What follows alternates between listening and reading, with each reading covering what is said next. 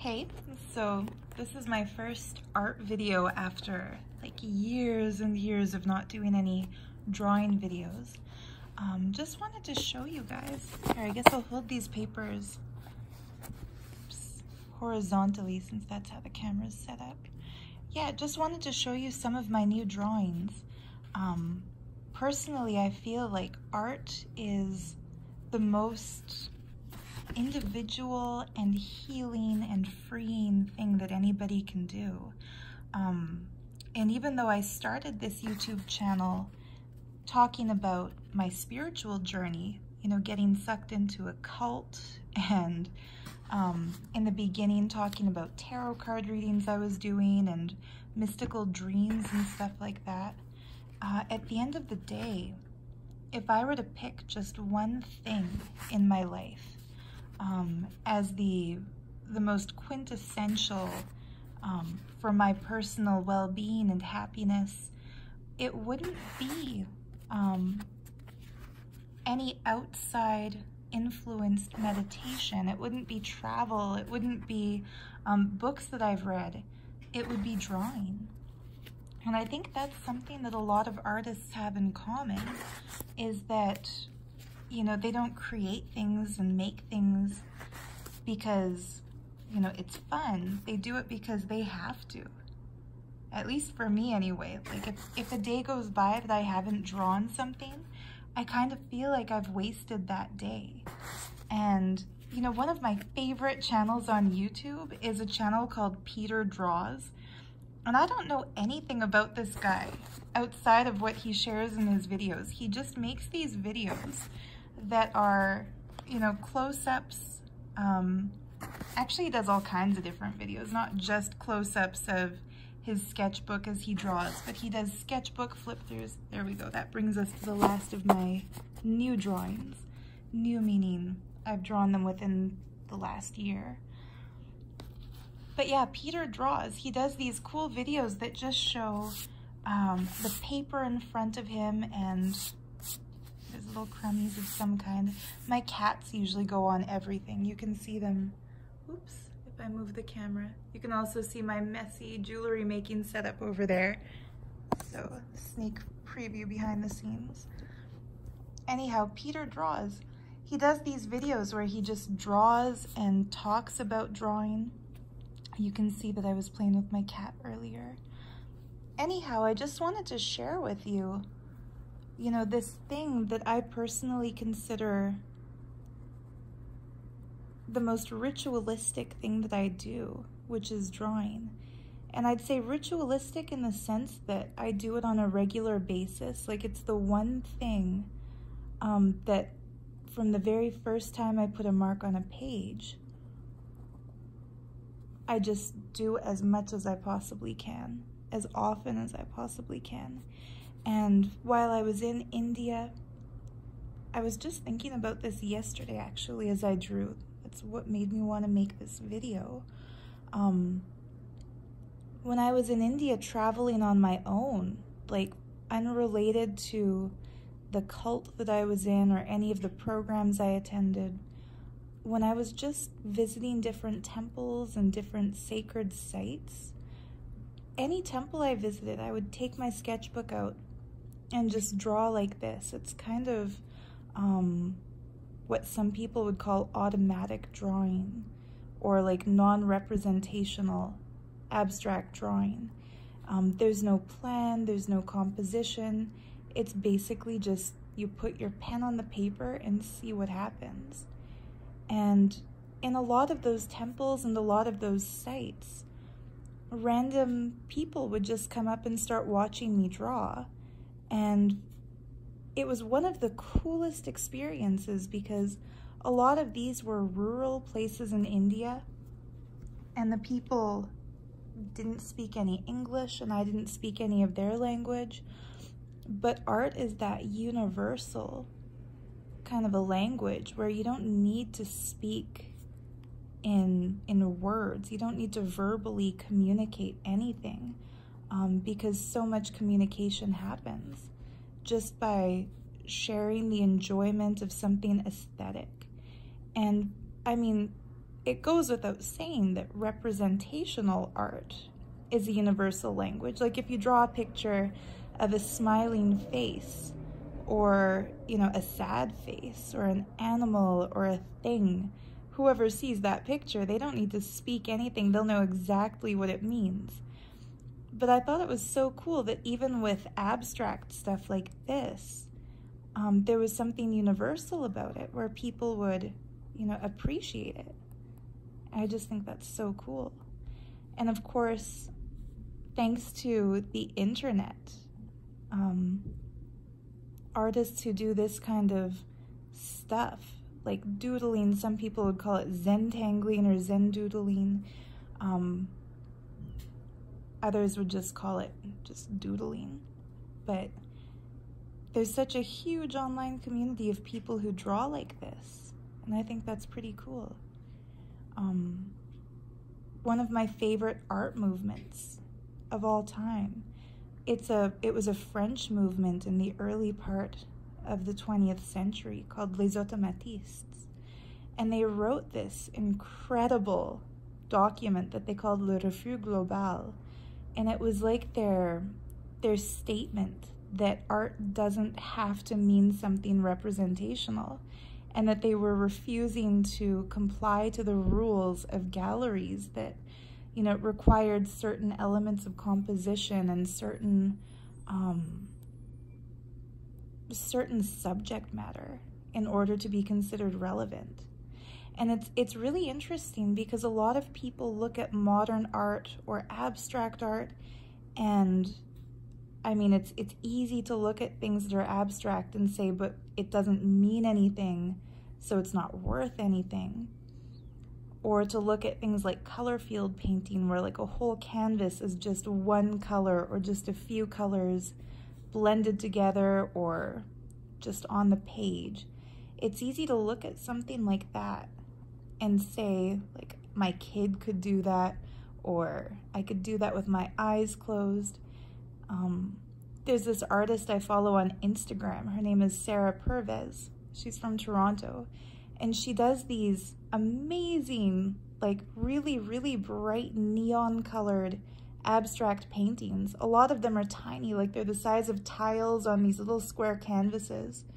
And she made a post about that once and said that it was like deflating to her as an artist when she heard people commenting on her work once, saying my kid could do this, like it's not really art.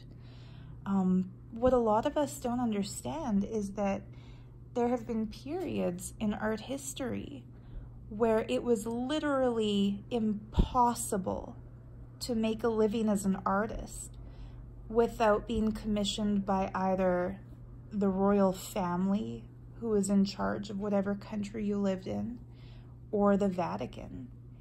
And it's kind of like, it's kind of funny looking back, because the works of art that we consider examples of the artists who made them, like the Sistine Chapel ceiling, like the Last Supper, the artists who actually made that work, they had no choice. Like if they wanted to live and succeed as artists, they had to, you know, create within the framework of what they were commissioned to make. And I think Da Vinci was one of the first artists who started doing things just for his own enjoyment. Like if you look at his sketchbooks, all conspiracy theories set aside for the moment, like if you look at his sketchbooks where he writes everything so that it can only be read with a mirror held up to it, like upside down and backwards, he hasn't written any of that for other people to read and to understand. He's not writing it to express or communicate anything. It's like he's taking these notes for his own sake. It's his own research. It's his own project.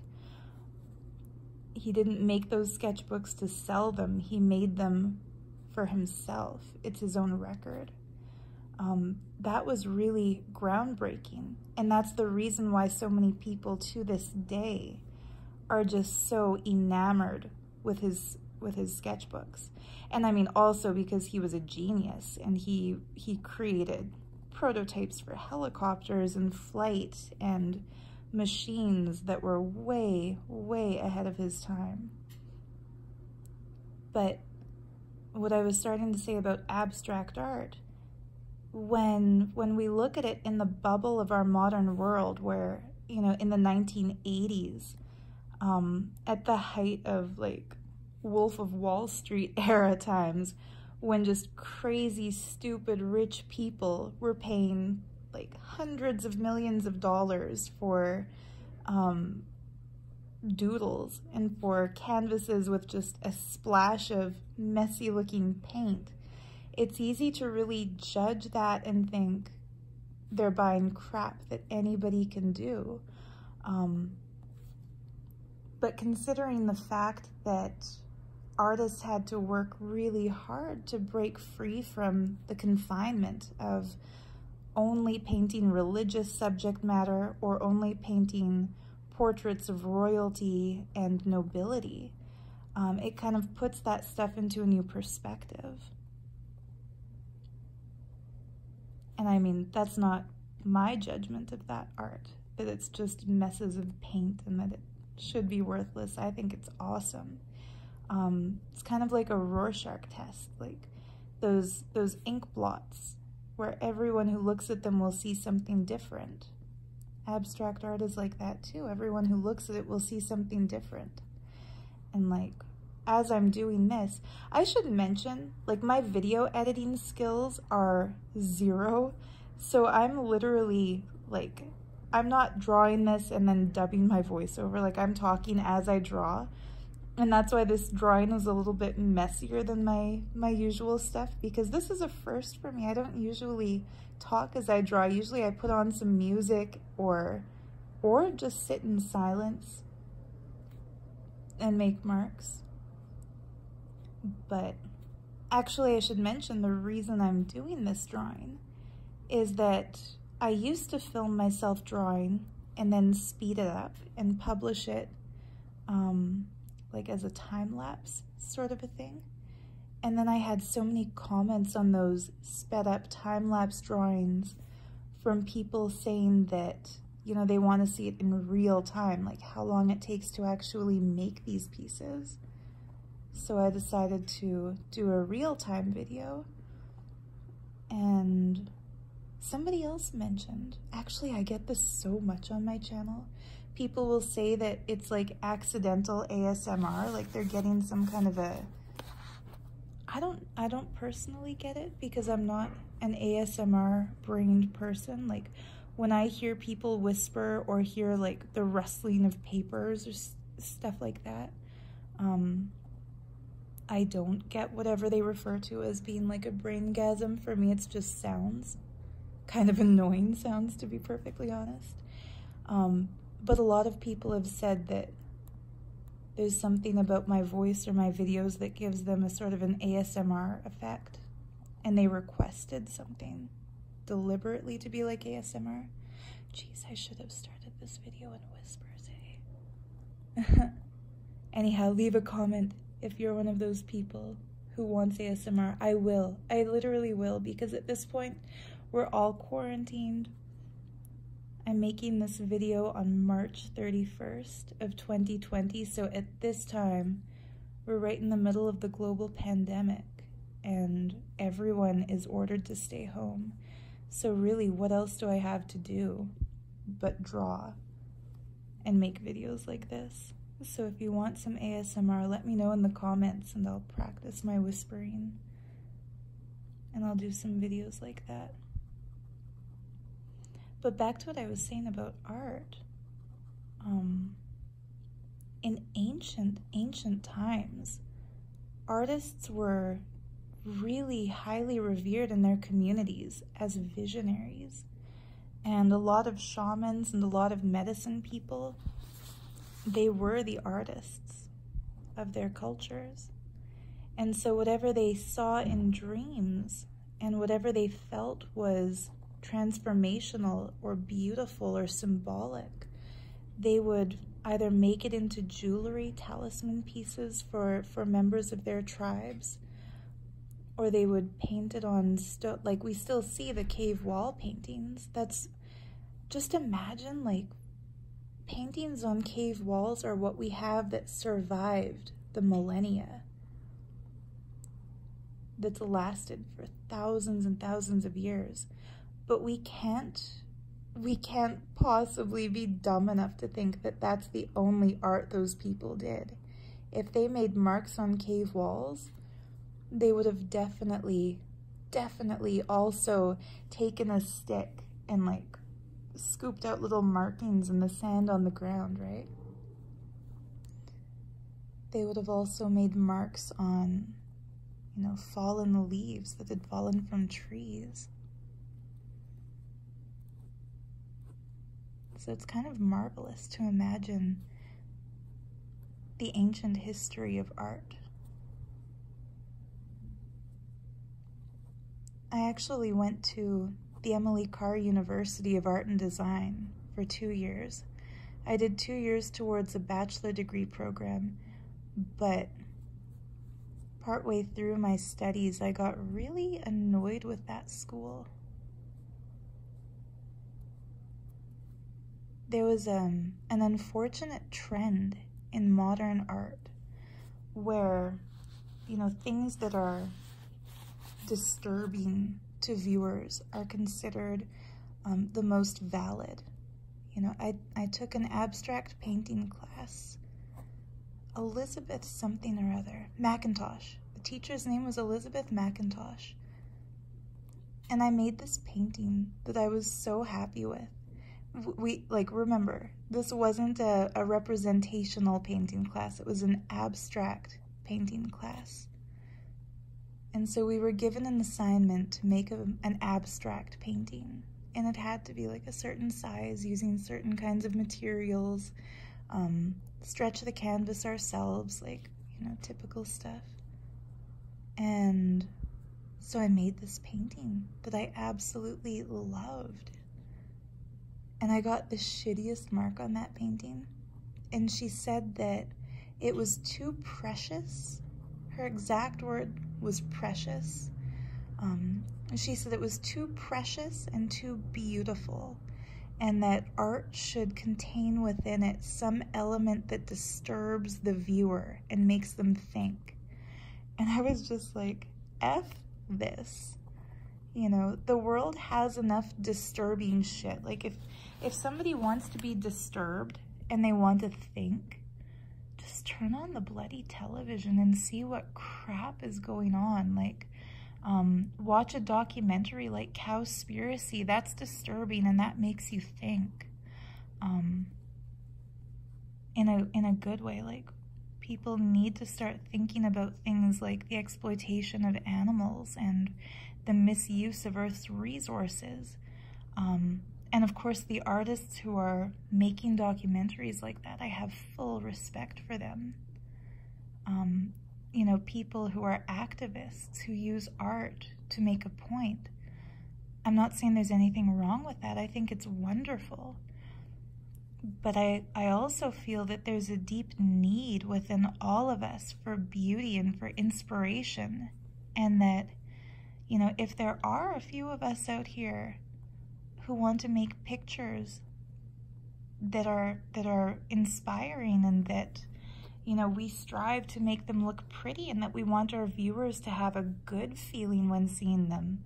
I don't think that in my opinion, a hack who couldn't really make it just as an exhibiting artist, and so she's trying to tell other people how to do their work.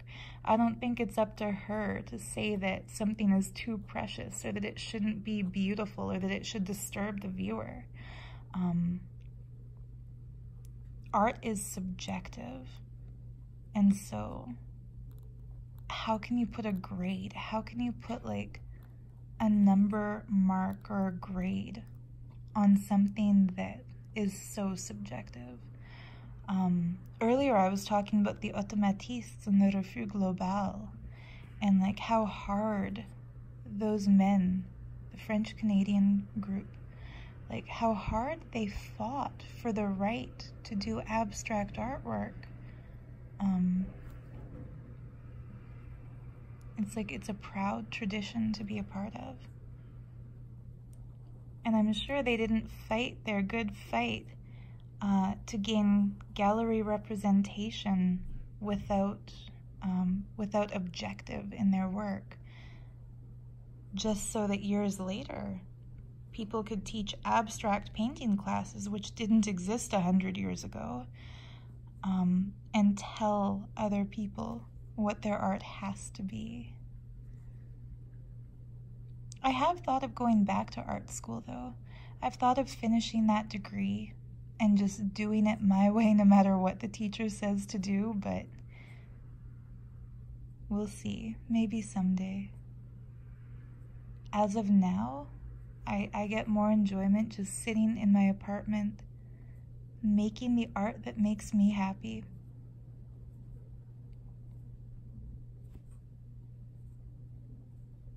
Another funny thing, that same teacher, Elizabeth McIntosh, she told me one day in class, and like she didn't say it nicely, she said it condescendingly.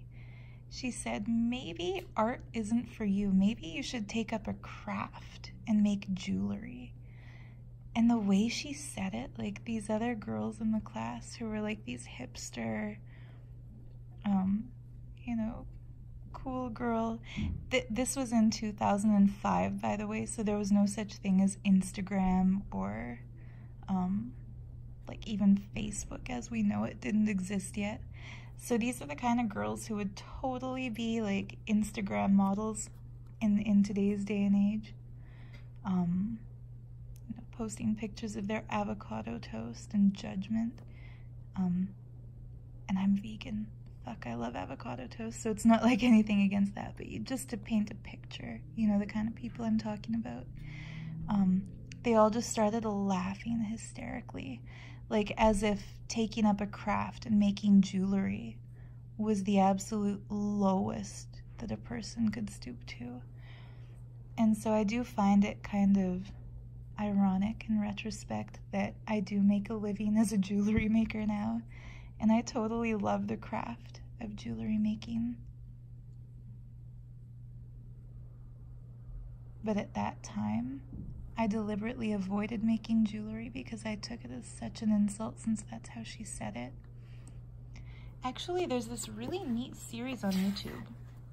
I'll put a link to it in the video description in case you're crafty or artistic like I am and you're interested in this stuff. This really cool series I binge watched called Craft in America. Craft in America. And it profiles potters and silversmiths and glass blowers and jewelry makers, like all these really cool people.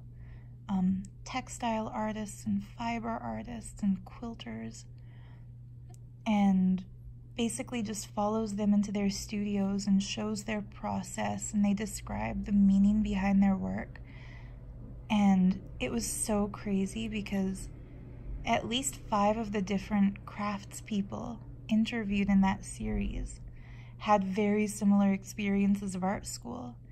And while being interviewed, they said, like, yeah, I attended art school, and my teacher said my work was too precious. One of them had that exact same quote from their old art school teacher.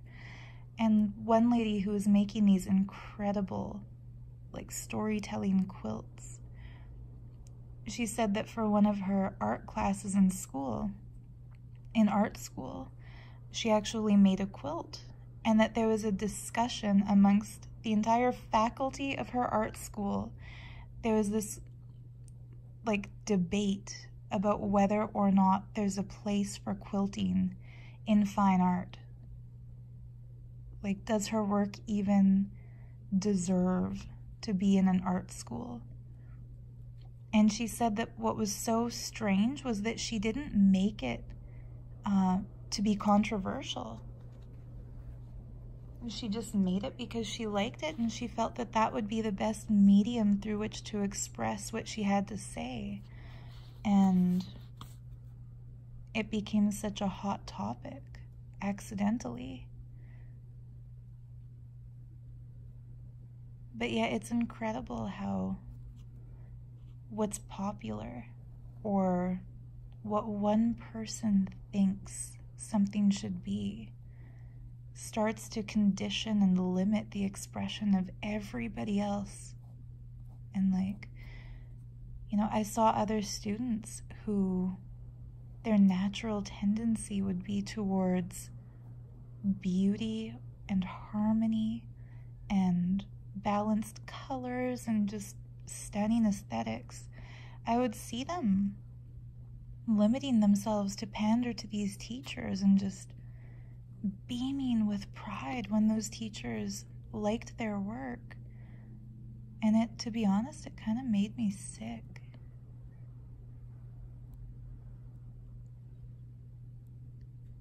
Like, when I examine my own inner space too, I can totally see why, of all people, I got sucked into a cult. Because a lot of cult leaders, like I've done some research about people who start cults. One of the tactics they use in their discourses to suck people in is saying things like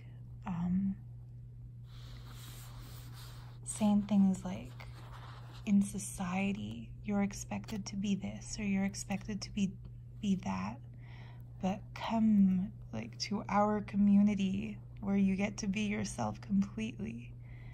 And then you go there and there's even harsher conditions and more restrictions than what you would ever experience in society. But you feel like it's worth it anyway because at some point you were convinced that this is the antithesis to all the things you don't like in society. So when I first got sucked into the cult of the fraud who calls himself Nityananda, that was exactly what was going on. Like, I was just fresh out of art school. I felt kind of directionless in my life because until then, my plan was to be an artist and exhibit and get gallery shows and sell my work and live on that. But when I realized how many hoops there are that people have to jump through in order to establish themselves in the art community, it was very deflating. And so I was just looking for something else to commit to and to put my energy into and to make the world a better place. And stupidly, I thought that was it. For any of you wondering about this tattoo on my hand, like, I'll address the elephant in the room. I should have mentioned that at the beginning of this video. I actually got that tattoo because of that cult. It's not an evil symbol. It doesn't represent the devil or anything like that. It's the Trishul, which represents the threefold divinity in Hinduism: the creation, maintenance, and destruction. And it's held by the god Shiva, and it's also carried by Kali as like the weapon that destroys demons, that destroys evil. So I got it in that cult because the leader told us all that we had to get one. But I don't entirely regret it now because I still feel that it's a powerful, positive symbol. A lot of the most ancient, powerful, positive symbols have been so corrupted in our minds. Like the swastika. The Nazis are, of course, totally evil. And I think it's kind of sick. It's really sick how they took a sacred symbol from Eastern religion and used it as a representation of themselves and all of their hate. To the point that now when people see that symbol, they don't automatically think of Buddhism and enlightenment or Lord Ganesha. If you go to a town called Varanasi in India, every house that you enter, every like little ancient stone house, has a swastika hanging over the doorway, and it symbolizes Ganapati, Ganesha, the god who removes your obstacles. And the idea is that it's in the doorway. These are short little hobbit hole-sized doorways that you have to crouch or kind of bow as you enter. The idea is that by having that symbol there, every time you enter or leave your residence, you're bowing down to the divine. But for a Western person who goes there for the first time and sees all these houses adorned with swastikas, they would think, like, holy crap, is this a community of Nazis? Like, are they evil? Are they racist? Are they anti-Semitic? But it's not a symbol of hate. It's a symbol of peace and love and positive energy and removing obstacles and worshiping divinity. Let's take a sip of my coffee.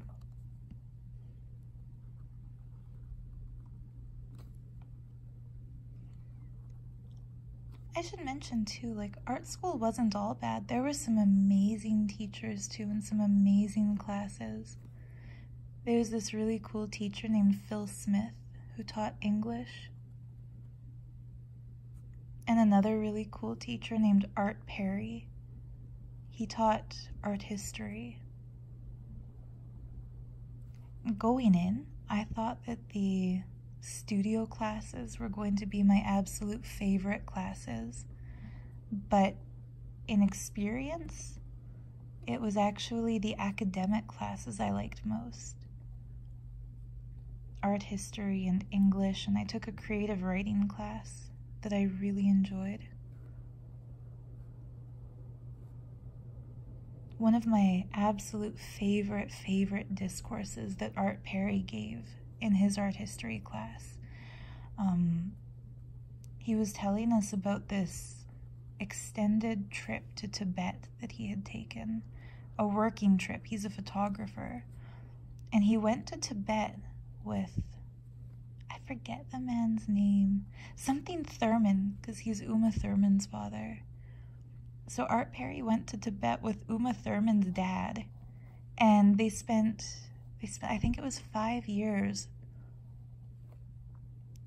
documenting the sacred life of the Tibetans. They were in Lhasa, like the epicenter of Tibetan Buddhism. And man, like, if you haven't seen the movie 7 Years in Tibet, watch that movie. It's incredible. It's a Brad Pitt movie. And it's fictional. It's fictional. But it gives a really good portrayal of what life in Tibet would have been before the Chinese Communist Army invaded and destroyed their culture, kind of forced all of the monks into, they've moved to India, but they're in exile from their own country because communism hates anything ancient and sacred and that threatens kind of the beige washing or the eradication of everything mystical. But anyhow, Art Perry, he photo-documented the people who are still maintaining some of these temple spaces in Tibet, and the monks who are still performing their rituals and the spaces themselves. It's a beautiful book. But in his discourse about these sacred spaces, he was also talking about, I wish that, like, iPhones had existed back then, because I would have totally filmed all of his talks. Since my memory isn't, I've got a pretty good memory, but I don't remember verbatim, like, his exact discourses. I really wish I did, because they were fascinating. But he was telling us about how a lot of modern artists do their work with the goal of creating a sacred feeling in the viewer. Like Mark Rothko, who's the famous color field painter who did these gigantic canvases. He created, I think it's called the Mark Rothko Temple or the Rothko Temple, where he painted these enormous color field paintings in black and dark purple, and he filled this entire little building with those. And people describe having transcendental experiences standing in this place because the frequency, like whatever energy he put into his work, it's palpable. And there are other modern artists too who make their work with the goal of giving a spiritual awakening to the viewer. And Art Perry was telling us that all the megalithic structures he's visited, from the Tibetan Buddhist temples, the stupas, to megaliths around the world like Stonehenge, or the South American and Central American pyramids, how you don't even need to know anything about the culture that created these giant earthworks. Just going there, you feel that energy. Like when he gave that discourse, he had actually said something to the class like, at least once in your life, go see one of these giant megalithic places and be silent while you're there and take it in and see what you feel. When I actually went to Stonehenge and Avebury and Glastonbury a few years later, my friend Alexandra, who I met through YouTube, she was seeing my videos and invited me to come stay with her and to just see some of England. She arranged this tour for us of, we started with a night in Glastonbury and then took a guided tour to Avebury and Stonehenge. And I thought of Art Perry and was thinking like, yeah, he was right. Like everybody has to see something like this at least once. And the tour guide was pretty cool. I wish I could remember that guy's name. But he was telling us that he had a lot of psychics who would come on his tours, because of course the English landscape is famous for the ley lines that run throughout it. And of course Glastonbury is the famous mythical Avalon, like of Arthurian legend. And there's this amazing, beautiful well, the Chalice Well at Avebury. A lot of kind of, I don't even know what to call them, not Christian mystics, maybe Gnostics. I'd have to look it up. But a lot of kind of mystical sort of Christian people believe that the water that comes from that well is kind of reddish because they believe that Saint Joseph had brought the chalice, like the Holy Grail, and left it in that well.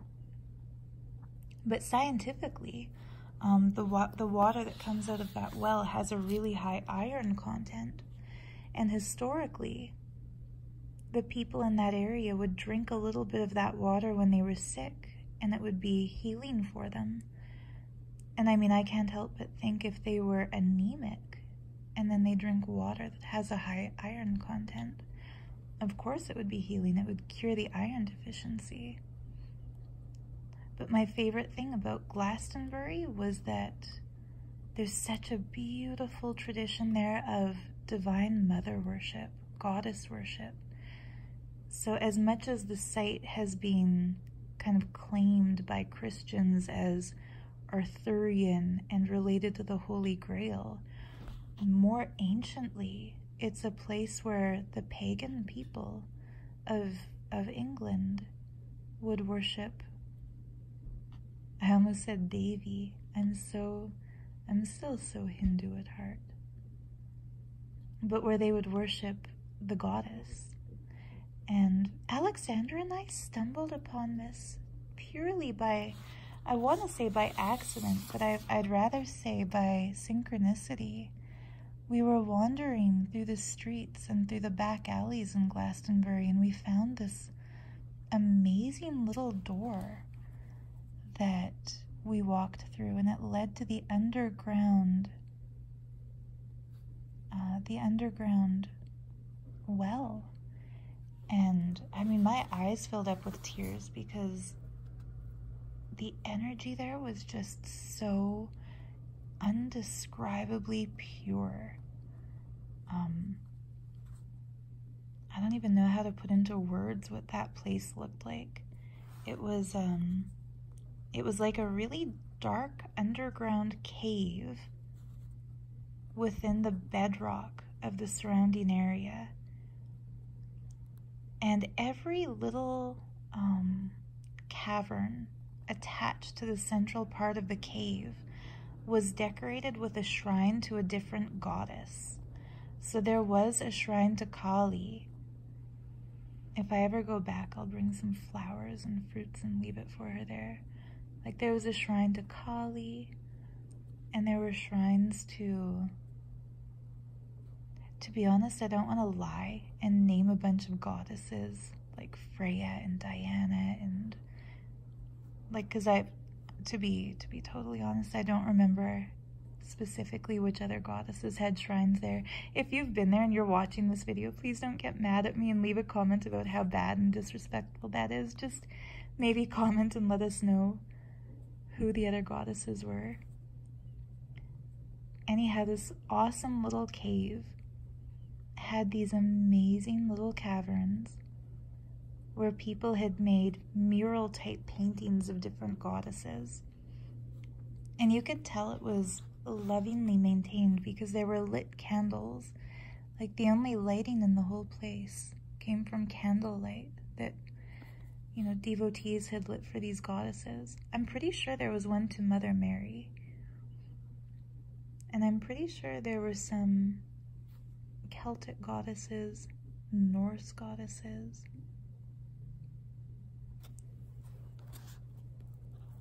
But anyhow, the central part of that cave was this huge, round, incredibly still, dark basin of water. And Alexandra was telling me, I don't know if she read it on the wall or if she already knew, because I think that was her first time in that space too. But she was telling me that that was the same water that comes from the well. That was like the well, like the underground origin of that well, which is quite awesome. There's another well I visited while I'm drawing these little forms that are kind of like water sprouting forth. This other really cool little well I visited in the Brahmagiri hills outside of Nashik in India. And I think they called it Gangotri because it's this beautiful green hill formation with an underground water source that comes forth as the river Godavari. But the locals there say that Godavari is like another expression of the river Ganga.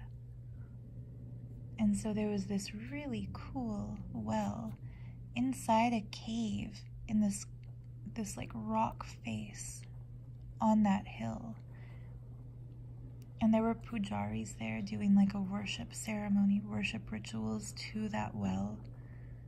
And it's another one of those things that is just, I think, quintessential towards human happiness, is feeling a connection to the landscape that we live in. You know, feeling gratitude for the water that springs forth from the ground, because without it we couldn't survive on this planet.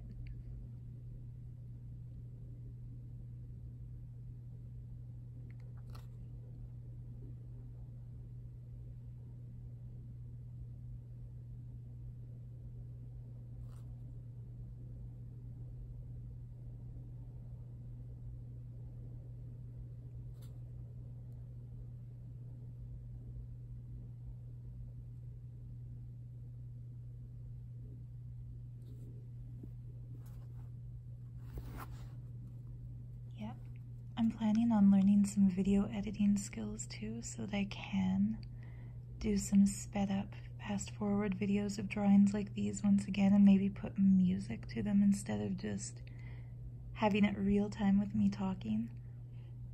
The reason I stopped doing those kinds of videos is that I used to do them using YouTube video editor. Back in the day, when you could upload a bunch of little clips to YouTube, and then using YouTube video editor, you could put them all together, put voiceover, add a song over it, play with the speed, like you could make it double the speed, triple the speed, like infinitely you could increase the speed. And then for some silly reason, YouTube got rid of it. So now, like, you have to pre-edit the video and then upload the finished piece, because once it's up, that's all it is. And I mean, that's great for people who have things like Final Cut Pro, but for people like me who don't, it really limits what I'm able to put on YouTube. But once I get some kind of video editing software, I'll start doing videos like that again. That was my cat Oreo. She's having some kind of a dream and making sounds.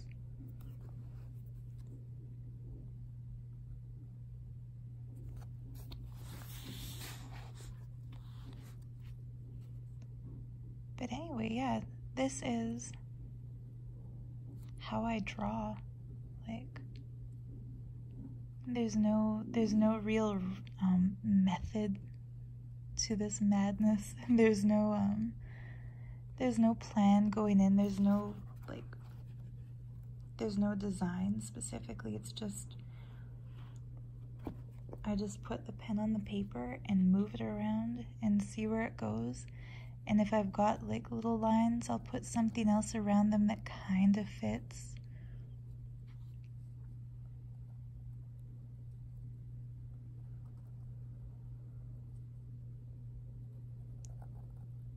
For me, drawing is the best meditation I've ever done. And I've done all kinds of different meditations. Not to brag, but like, I have meditated in my life. Sitting in silence, which is my other favorite meditation.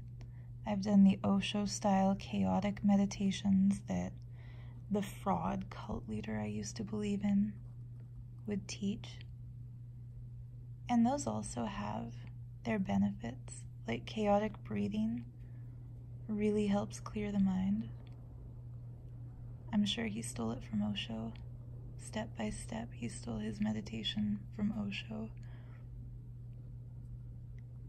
And unfortunately, like, cult leaders will use meditations like that to put people into a really receptive brainwave state, so that once they're completely like at peace and feeling blissed out and just in the moment, whatever the person who led them into that meditative state tells them, they will take it as ultimate truth, because they're so grateful for being in that peaceful inner state.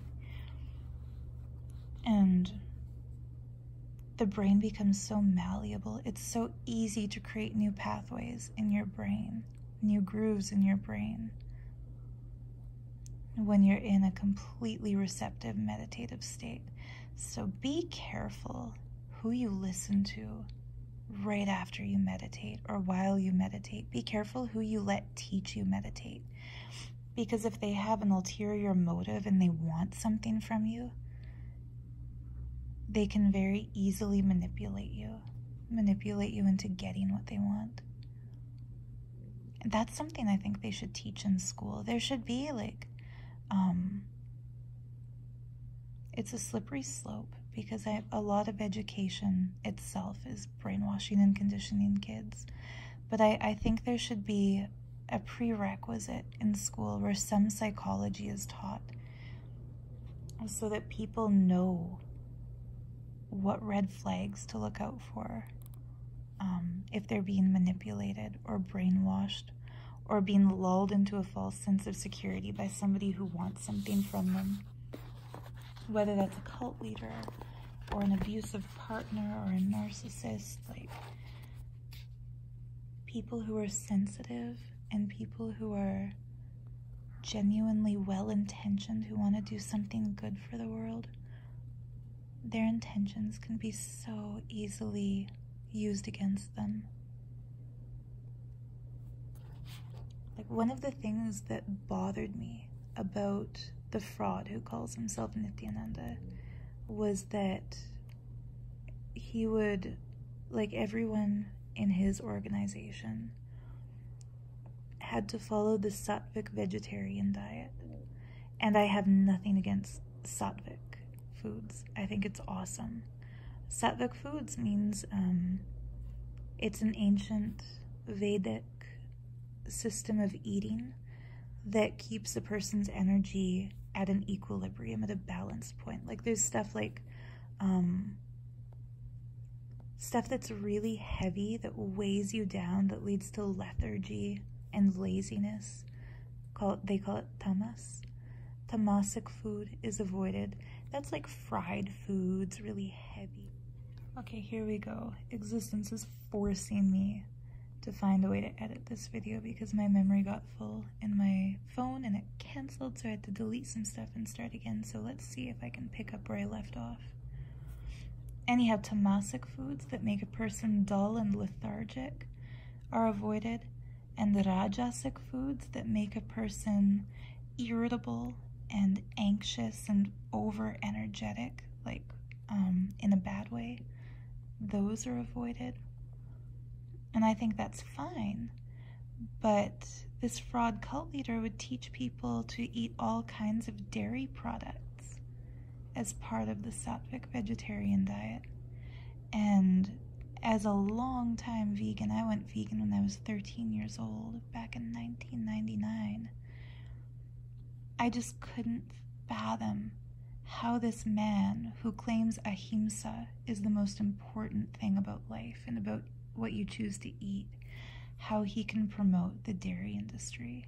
So I mentioned that to him once, before I ever joined the cult as a full-time volunteer at a program in Varanasi in 2015. I said, like, I can't stand the dairy industry. I gave him some information that I've printed out from the internet about how cows are treated and how calves are killed at birth and how the babies are ripped away from their mothers, and said, like, whatever a Goshala might have been in ancient India, however the cows may have been treated, if they were ever treated good, if you can ever justify stealing the milk from a mother, which I don't think you can. But I said, like, however it used to be, that's not how it is now. And so promoting dairy as part of a yogic lifestyle is just ridiculous. And the next day, he announced to everybody in that program hall that he wants all of his disciples to be vegan, that unless they're getting milk from their own Goshala or from a cruelty-free source, to be vegan. And he told me that if I joined his monastic order, that he would work with me to promote veganism to the world and to make the world a cruelty-free place and happy for animals. And so I couldn't imagine, you know, having as big of an impact on the world and for good, for animal welfare. I couldn't imagine doing as much good on my own as I could with the support of this person who I thought was an incarnation of God Shiva, because he told us he was. And so I got sucked in because I enjoyed the meditations, and he told me what I wanted to hear. And there are other people. There was a girl, the name he gave her was Kalikananda. He promised her that they would revive the ancient Vedic scriptures, and that, you know, she was working on translating some scriptures from Sanskrit into English that had never been translated before. And he promised that they would create a Vedic library together. And as a Sanskrit scholar, she's got, I think, a PhD in Sanskrit. It was exactly what she wants to do in life. And he promised her that through his cult, she would achieve that. And then he just treated her like shit, cursed her, ruined her life, as he ruined so many other people's lives. So yeah, I didn't mean to go so dark in this video, but what I was saying is, of all the meditations I've ever done, art is the absolute best, because there's absolutely no chance of you exploiting yourself when you sit down and start to draw. It's just you creating your own little world. I'm sounding like Bob Ross, only I don't do a happy little tree or a happy little cloud. I do a happy little line or a happy little dot. But I used to love that show, The Joy of Painting with Bob Ross, and how he would just take this empty canvas and turn it into a beautiful mountain landscape, or usually it was a mountain landscape. I freaking loved that when I was a kid. I didn't even have any art supplies. At the times I would watch his show, I would just watch him paint and imagine like how much fun, how gratifying it would be to make marks on a canvas like that and to create something. And I love Bob Ross's philosophy about art too. There are no mistakes. Like if you put a line down or you create a mark and you're not entirely happy with it, just change it into something else, because it's your world and it's your drawing, and there's no rules, there's no right or wrong. At the end of the day, you are your only critic, unless you show your work to somebody else or you're putting it in a gallery. But if you're happy with the way a combination looks, with a composition, then just keep at it, go for it. Anyhow, I think based on the number of pictures I deleted, my memory space on this phone is probably about to fill up again, so before it cuts off,